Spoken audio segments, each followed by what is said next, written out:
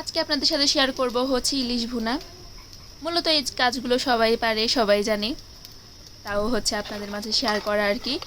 মূলত হচ্ছে আমরা যদি আমাদের পেজকে অ্যাক্টিভ রাখতে চাই তাহলে পেজে অবশ্যই ভিডিও আপলোড করতে হবে, আর কমপক্ষে তো 2 থেকে 3টা আপলোড করতে হবে রিলস, লং ভিডিও। আর যেহেতু আমরা ঘরে থাকি, এরকম বাইরে বেরোয়া হয় না, এই জন্য হচ্ছে আমাদের ঘরোয়া যে ছোটোখাটো আমরা কাজগুলো করি, টুকটাক রান্নাবান্না করি, ওগুলো সবাই প্রতিনিয়ত রান্না করে, তাও হচ্ছে শেয়ার করা হয় আর কি আমাদের। আর কথা হচ্ছে কেউ এটাকে বাজেভাবে নেবেন না।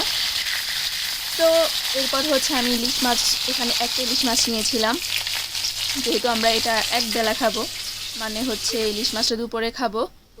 আর আমরা মানুষ ছিলাম হচ্ছে 5 জন, এই জন্য হচ্ছে 5 পিস নিয়েছিলাম। আর মূলত একটা মাছেই হচ্ছে 5 পিস হয়েছিল আর কি, মাথা ছাড়া। আর এদিকে হচ্ছে আমি ইলিশ মাছগুলোকে হালকা ভেজে নিয়েছিলাম। আর এরপর হচ্ছে এদিকে হচ্ছে পেঁয়াজ কাঁচামরিচ কেটে নিয়েছিলাম। এরপর হচ্ছে তেলের মধ্যে পেঁয়াজটা দিয়ে দিয়েছিলাম, আর লবণ হলুদ মরিচ, তারপরে হচ্ছে হালকা জিরা গুঁড়ো দিয়েছিলাম। এরপর হচ্ছে এগুলো একটু কষিয়ে এরপর হচ্ছে মাছগুলো দিয়ে দিলাম। এরপর হচ্ছে নেড়ে চেড়ে পানি দিয়ে ঢাকনা দিয়ে দিয়েছিলাম।